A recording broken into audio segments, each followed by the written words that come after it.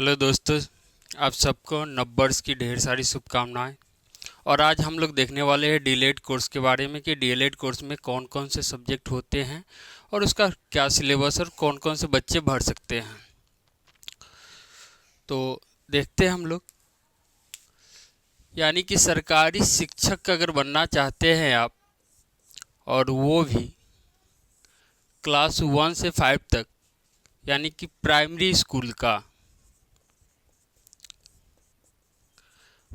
School यानी कि 1 से 5 क्लास तक के अगर आप शिक्षक बनना चाहते हैं तो इसके बारे में हम विशेष जानकारी दे रहे हैं। फॉर्म का डेट जो है, नोटिफिकेशन आ चुका है डीएलएड का, और फॉर्म का डेट जो है, फॉर्म अप्लाई का डेट जो है वो 10 जनवरी से लेकर 25 जनवरी 2024 तक भरा जाना है। अगर आप सरकारी शिक्षक बनना चाहते हैं तो 10 जनवरी से 25 जनवरी के बीच में आप अपना फॉर्म फिलअप कर सकते हैं। इसके लिए एज की बात कर ले तो एज आपका मिनिमम एज जो होना चाहिए वो 17 साल होना चाहिए। अगर आप 1 जनवरी 2024 तक 17 वर्ष के हो जाते हैं तो आप इस फॉर्म को फिलअप कर सकते हैं। अब देखते हैं क्वालिफिकेशन, यानी कि कितने पढ़े लिखे लोग इस फॉर्म को भर सकते हैं।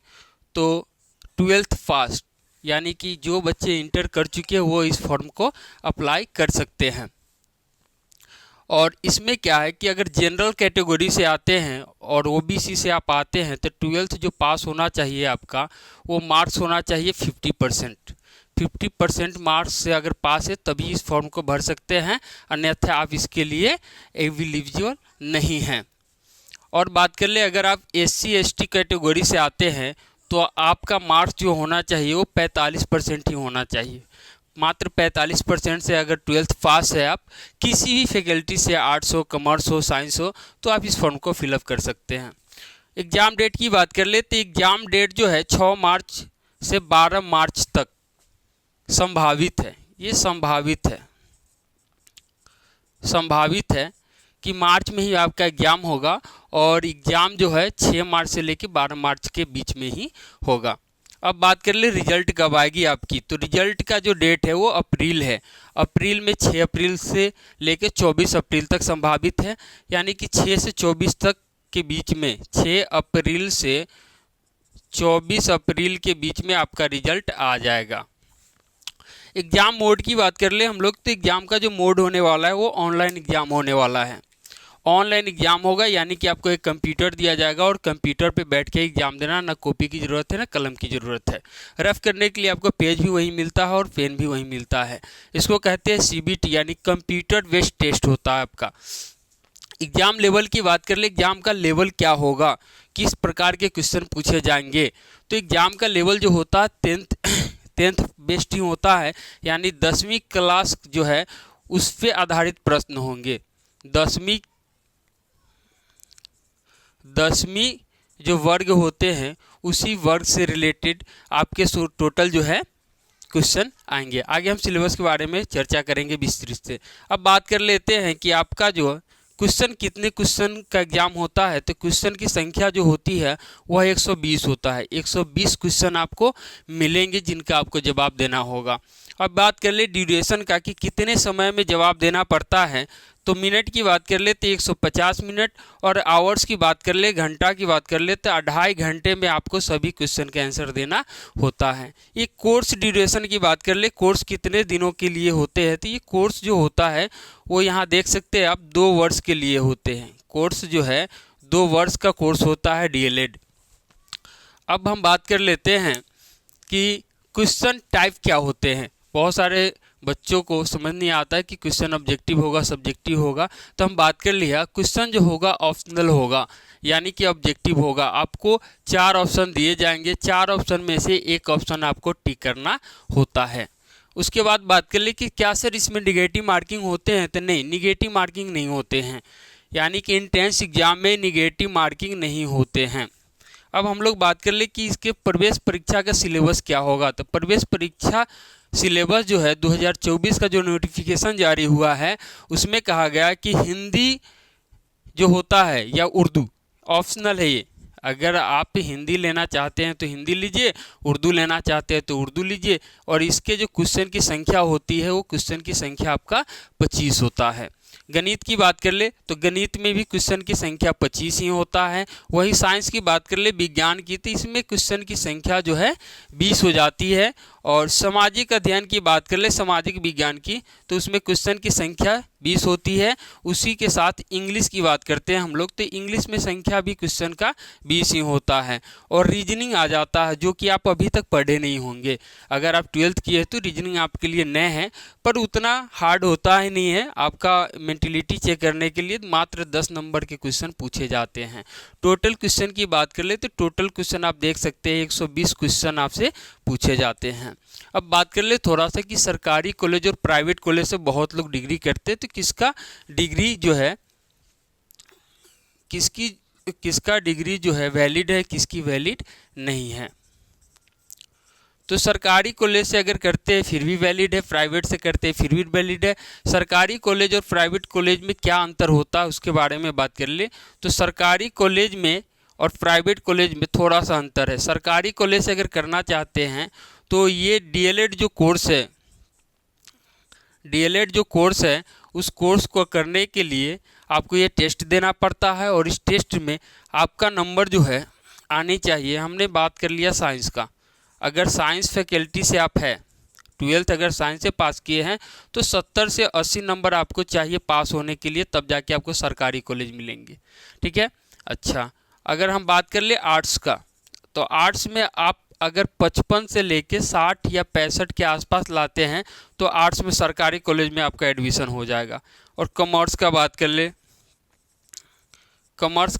तो कॉमर्स में आपका जो होना चाहिए वो 50 से 60 के बीच में होना चाहिए। 50 से 60 नंबर के बीच में लाते हैं तो सरकारी कॉलेज में एडमिशन हो जाएगा। अब बात करते हैं कि साइंस में अधिक कट ऑफ क्यों जाता है, तो ये इसलिए जाता है कि आज के डेट में अधिकांश बच्चे साइंस से ही पढ़ते हैं और साइंस के बच्चे बहुत ही अच्छे होते हैं। इसके कारण उसमें कंपटीशन ज़्यादा होता है, जिसके कारण आपको कट ऑफ जो है अधिक जाता है। आर्ट्स की बात कर ले तो आर्ट्स में बहुत सारे ऐसे बच्चे होते हैं जो 12th आर्ट्स लेके और ऐसे ही एग्ज़ाम दे देते हैं, तो उसमें बहुत कम बच्चे होते हैं जो उतने बोनीफाइड होते हैं। इसलिए एवरेज में 55 से 65 के आसपास अगर आपका आ जाता है तो सरकारी कॉलेज में एडमिशन हो जाएगी।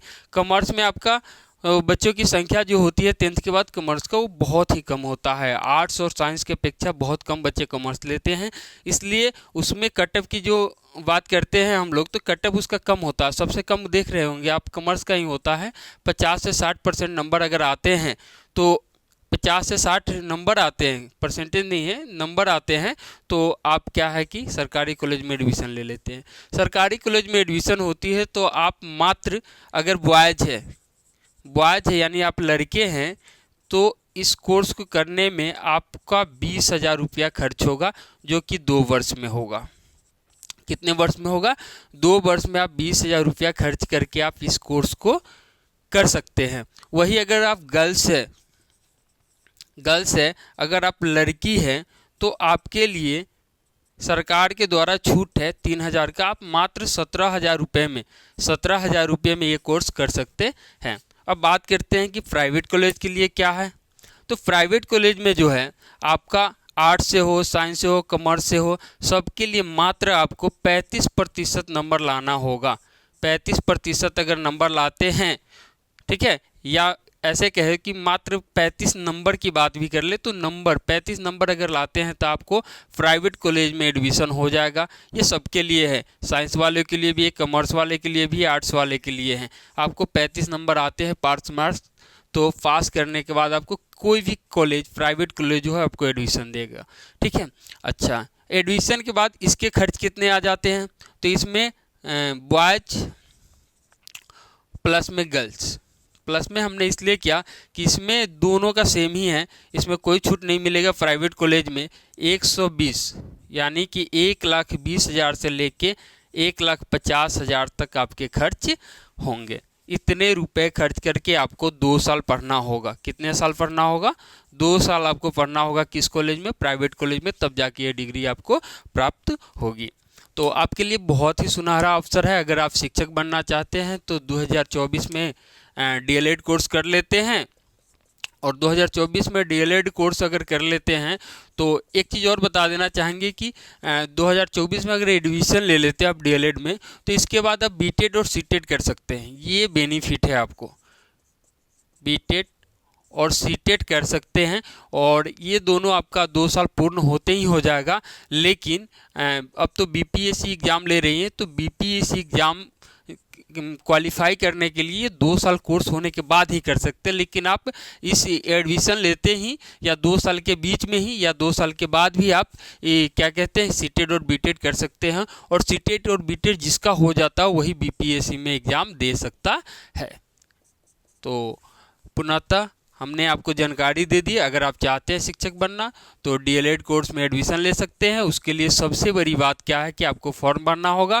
फॉर्म का डेट याद होना चाहिए आपको, 10 जनवरी से 25 जनवरी के बीच में भर देना है, और कोशिश करेंगे कि 10 से 15 जनवरी के बीच में ही आप लोग फॉर्म डाल दें, क्योंकि बाद में सर्वर जो होता है स्लो हो जाता है।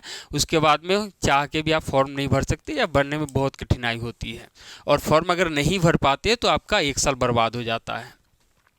और तैयारी की बात करते हैं तो आपके लिए सामान्य हिंदी रहता है, ज़्यादा कुछ नहीं है, और 10th बेस्ड ही एग्जाम होता है।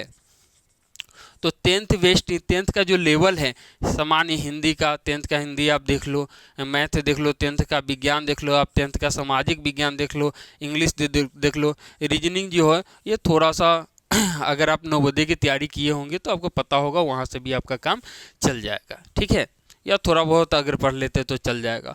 और क्लास 10th आप करके आए हैं, इसके लिए अगर आप खुद से सेल्फ स्टडी करते हैं फिर भी इस एग्ज़ाम को क्वालिफाई कर सकते हैं। अन्यथा आप बहुत सारे कोर्सेज है, किसी भी एप्लीकेशन से कोर्स लेके भी पढ़ सकते हैं, या किसी कोचिंग इंस्टीट्यूट में जाके भी पढ़ सकते हैं। और हम बात करते हैं कि इसके लिए मैथ का क्लास, और हो सके तो सभी का क्लास बहुत जल्दी हम प्रोवाइड करने वाले हैं आपको। हो सकता है तो कल से मैथ का क्लास तो हम स्टार्ट ही कर देंगे। आपको पर डे आपको इसी यूट्यूब चैनल से आपको मैथ का क्लास कल से पर डे आपको मिल जाएगा। और मैथ में आपको सोचना ही नहीं है, 120 में से 100+ स्कोर हम करवा देंगे अगर आप रेगुलर हमारी कोर्स करते हैं तो, यानी हमारी क्लासेज रेगुलर देखते हैं तो। Okay, so thank you.